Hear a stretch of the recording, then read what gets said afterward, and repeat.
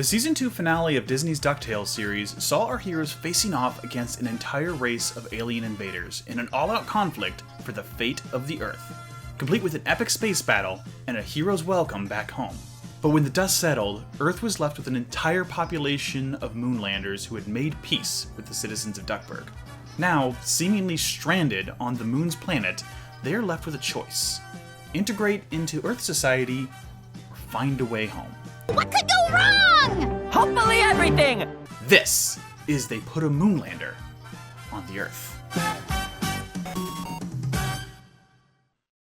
Most episodes of DuckTales kick off with some kind of adventure. This episode starts out a little more mundane. Hey guys! Guys? Come on, where is everybody? Webby is wandering around the mansion looking for the other kids, and for something to do. But when she finds them, they're just lazing about and watching TV. Compared to their usual adventures, this might seem a little out of place, but I kinda like it. It's a realistic look at what bored kids might do during the summer. Wander around to find their friends, hang out and watch TV, and try and find something to do together. Well, Webby finds something. From the visionary mind that brought you the Glom Coaster, behold, the Flint Ferris Glom Wheel! Before we get to that though, there's another character who's kind of stuck in a rut. Penumbra was happy to rescue her friend Della and stop the Moonlanders from taking over the Earth. But she's not too thrilled to be stuck on the Earth. Not that she hasn't tried to make the best of it. I went out for Earth coffee. Out? Like a date? With who? Do you get Darkwing Duck on the moon? Or... This is terrible. And so, Penumbra is dedicated to building a rocket to help the Moonlanders return home. Unfortunately for her, the other Moonlanders don't really want to go home. What do you mean you want to stay? Oh, Penumbra, Earth is just wonderful. Who would have thought failing to knock the Earth out of orbit would be the best thing that ever happened to us? There's a lot to love about this scene. From how naive the other Moonlanders are, to how terrible their 1990s fashion is, to how oblivious they are about Earth culture, to the point that they named their dog Good Boy. The dog's name is Good Boy. That's fantastic. Still, it's bad news for Penny. If she goes home alone. So she has only one option. I must conquer Earth Fun. Yay! Fortunately for her, there's a perfect opportunity. Mom! Ow!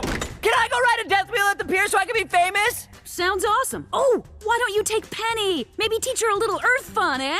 Most of this episode is about Webby trying to teach Penumbra that the Earth isn't so bad.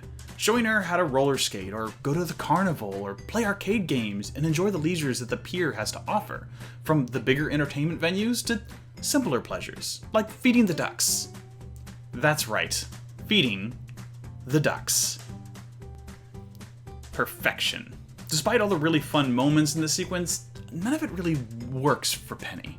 She's uncomfortable the entire time, and seems to find everything they do foreign and out of place. And that makes some amount of sense. After all, she is on an alien world, at least alien to her. But it's not really Earth that's the problem. It's something deeper. I know change is hard, but I don't need to change. I am perfect on the mighty planet Moon. I was the fearless protector of my people for years, and I can't do that here. On the Moon, Penny had a very specific identity. She knew who she was, and she was good at being that person. But then, without warning, the circumstances of her life changed completely. If she's going to make a new life for herself on the Earth, she can't be who she was. She has to be something new. And that kind of change can be really scary. Webby, who was locked in McDuck Manor for most of her life, can relate. Her whole life, she lived in this seclusion, training and studying, but then she had to face the big world. sometimes I wished I could go back to the mansion where I knew exactly who I was. We've all probably felt that way at some point, and that's how Penumbra is feeling on Earth. It's hard, but she needs to find a new path forward that works for her, and decide who she wants to be on Earth.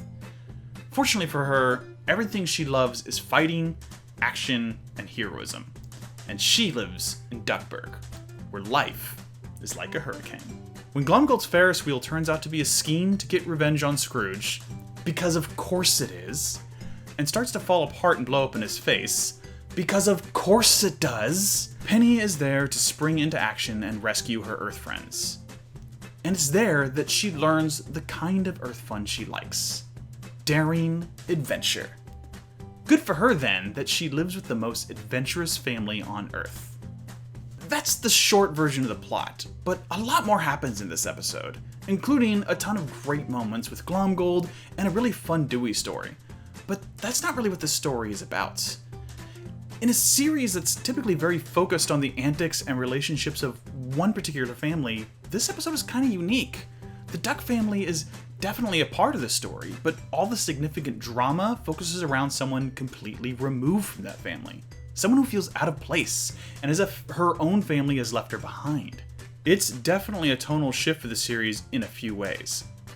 And that can make the episode feel slightly out of pace with the regular stories if you aren't ready for it. At the same time, that shift in tone lets this story explore some ideas that wouldn't be available to the regular cast. With most of the characters in DuckTales being kids, the idea of exploring dating is difficult ground to tread on, let alone the fallout of a really bad date and the emotional gymnastics of learning how to forge a friendship out of what's left. Penumbra and Launchpad's date is also kind of a good example of how we can all be in our own heads sometimes. Penny isn't very good at interpersonal relationships, so when she realized the date was going terrible and left, she didn't do a very good job of explaining why to Launchpad. Launchpad immediately took this to mean that it was something he did wrong, internalizing the whole thing and kind of making it about him. He spends the entire episode avoiding her and getting progressively more awkward. Why don't you just talk to her? Yes. Thank you, Wise Dewey. Launchpad, wait, not now! Oh, geez, you're right. I should just leave. I'm sorry. LP, you definitely should have just kept driving the limo. It honestly makes for some of my favorite comedic Launchpad moments of this episode. And how he's feeling, that's something a lot of people can relate to when something goes wrong with a crush. But looking at it that way is kind of missing the point. The reason this is awkward, and what Launchpad isn't getting, is that this situation isn't about him at all. Penumbra is going through her own issues throughout this whole episode, and as far as she's concerned, LP just isn't really one of them. It's not clear why she went on a date with Launchpad in the first place, but it seems obvious that she knew it wasn't right for her, and she had bigger things to worry about. Once she finally does resolve the other problems she's working with, she catches on to the fact that Launchpad thought the rejection was about him. It wasn't, and she wastes no time clearing that up. I'm sorry for the bad date, but you're really cool. And even if you hate me, I don't want to have to be your mortal enemy, and... What? No, we are not enemies. I just do not wish to date an Earth male. Oh, that's way easier. This actually goes over really well. It's great that Launchpad can recognize that he's not the right person for Penny, for multiple reasons, and he can quickly put that aside and see her for what she could be to him, a friend. In real life, things don't always go that smoothly, and it's nice to see a positive example of it going well here. In the end, Penny found her place on Earth, and Launchpad finds a new friend, and that's plenty good enough. But the Moonlander story isn't quite over yet. As everything resolves and it looks like the McDuck adventure team has merely grown by one more member, the camera pans up to the sky and reminds us, General Lunaris is still up there. When do you think Lunaris is going to return, and what's going to happen between him and the McDuck family? Is he going to try and start another war, or come to terms with his loss and join the Moonlanders as peaceful citizens of the Earth? Let me know your thoughts and theories in the comments below. Until next time, though, thanks for watching, and as always, take it easy, Internet.